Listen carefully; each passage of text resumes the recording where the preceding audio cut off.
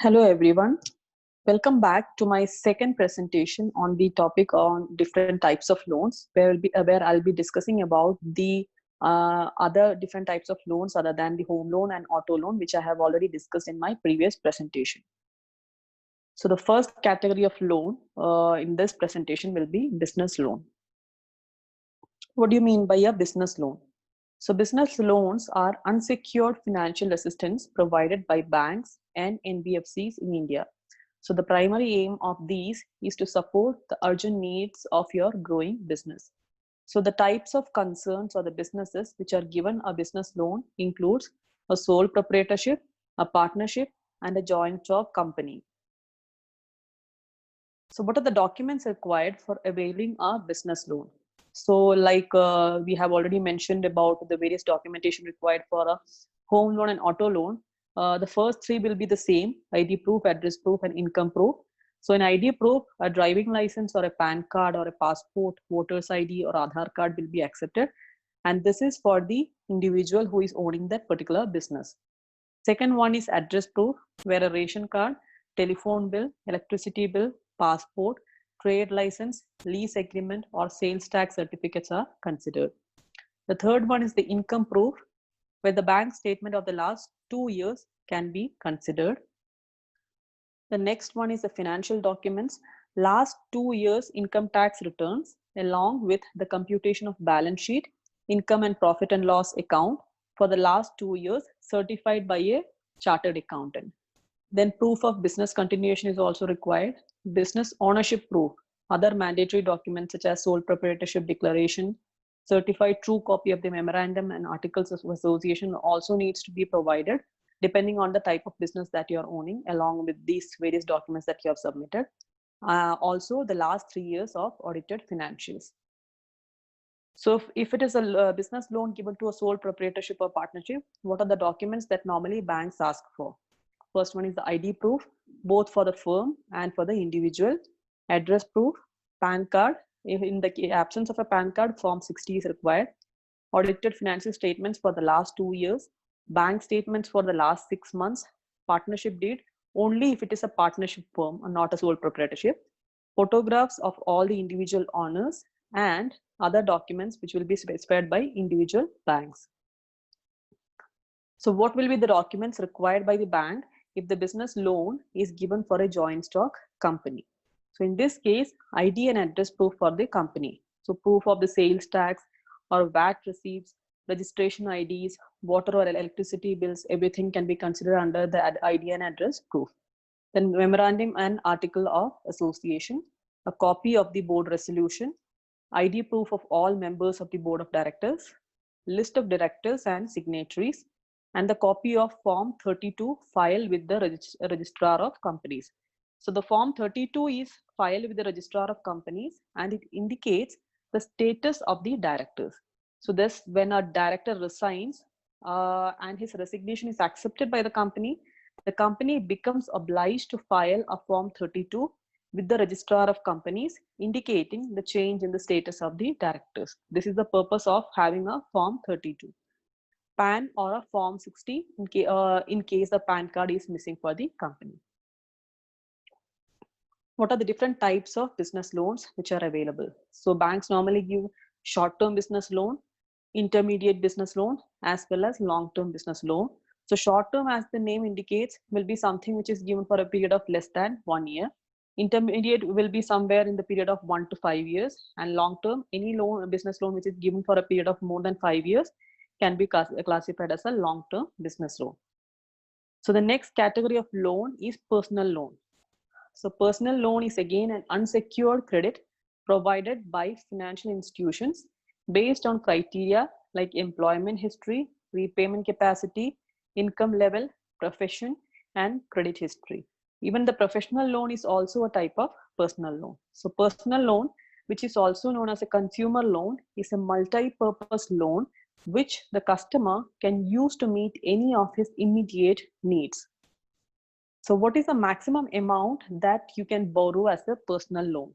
So the maximum amount that you can avail depends on your income level, your profession, and the lender's assessment of your loan application.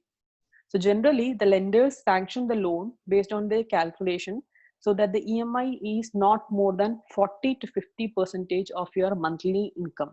Suppose you are having a monthly income of 1 lakh rupee, obviously then your EMI for personal loan cannot be more than 50%, okay, of your income. That is not more than 50,000 if the monthly salary is 1 lakh rupees. That is how they calculate the loan amount that can be sanctioned for a person for as a personal loan. Also, the lenders consider if you have any dues while calculating the loan amount. So if you are a business owner or self-employed, the lender will determine the loan amount based on the profits earned and recorded in the profit and loss statement. So if you are a salaried professional, the lender will determine the amount based on your salary and other such liabilities. So what are the documents required for availing a personal loan? First one is proof of income, which includes a salary slip or a bank account statement or income tax return forms. Then proof of residence and identity proof. And last one is a certified copy of your degrees and license. So this is applicable only for self-employed applicants. Next category of loan is the education loan. So whom is the loan offered to, that is the education loan, and what are the types of courses covered under the education loan? So it is offered to students who want to study in India or pursue higher education overseas.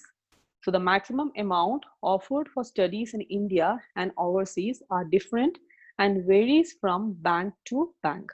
So type of courses covered under the loan, it can be either a full-time course or a part-time course or a vocational course, and graduation or PG in the fields of engineering, management, medical, hotel management, and architecture, or something similar to that. Eligibility and requirements for getting a education loan. So again, this depends upon the amount of loan that you are trying to avail as an education loan. So to apply for the loan, one must be an Indian citizen having secured an admission into a college or university recognized by competent authority in India or abroad.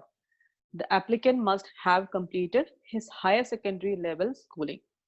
So the banks require additional documents such as admission letter of the institution, fee structure, class 10th, 12th, and graduation if it is applicable, mark sheets. Also required are the income documents such as salary slips or income tax returns, that is ITR of the co-applicant. So these are the various documents which are required for availing a education loan.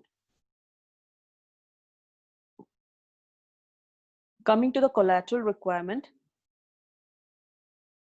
So the collateral requirement differs from the amount that you are sanctioning for a education loan. So for a loan up to 4 lakh rupee, there is no margin money required and no collateral or third party guarantee is required for this case. For studies in India, 5% of the required money has to be financed by the applicant.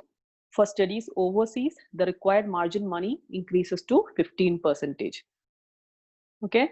And normally the banks can finance up to 100% of the loan depending on the amount. Once the loan application is accepted, the banks disperse the amount directly to the college and is not given to the applicant or the university as per the given fee structure. Suppose if it's a loan which is above 7.5 lakhs. Okay, so normally up to 4 lakh no collateral is required. From 4 lakh to 7.5 lakhs, third party guarantee might be required, but again no collateral is required.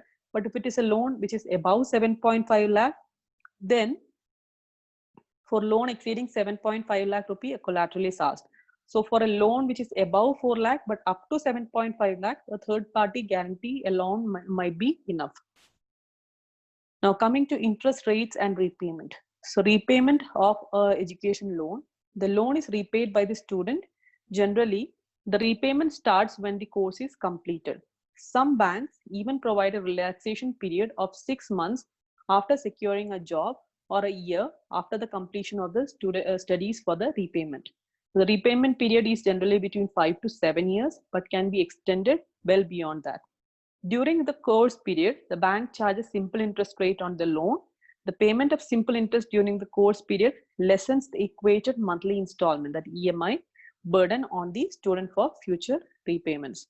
So the bank uses the MCLR, that is marginal cost of funds based lending rate, plus an additional spread to set an interest for the education loan. So what are the benefits in under Income Tax Act? This applies only if the customer is continuing under the past tax regime. So the Section 80E of the Income Tax Act allows for deduction on the interest paid on the repayment. So this deduction is allowed only for the individuals paying interest on the loan for himself, his or her spouse, or children, or for the student to whom you are a legal guardian. So only for these customers, the benefits under the Income Tax Act will be available if you are paying the education loan. You can deduct the entire interest amount paid from your taxable income. This deduction is allowed for a maximum of 8 years. The principal amount does not qualify for any tax deduction. So these are the various types of loans that are available in the country. Again, we have some kind of customized loans also, about which we are not discussing in this presentation. So I just hope this gives a very good idea about the various types of loans which are available in the country, and also about the documentation requirement, the tax benefits, and those kind of features attractive for each loan. Thank you so much for watching.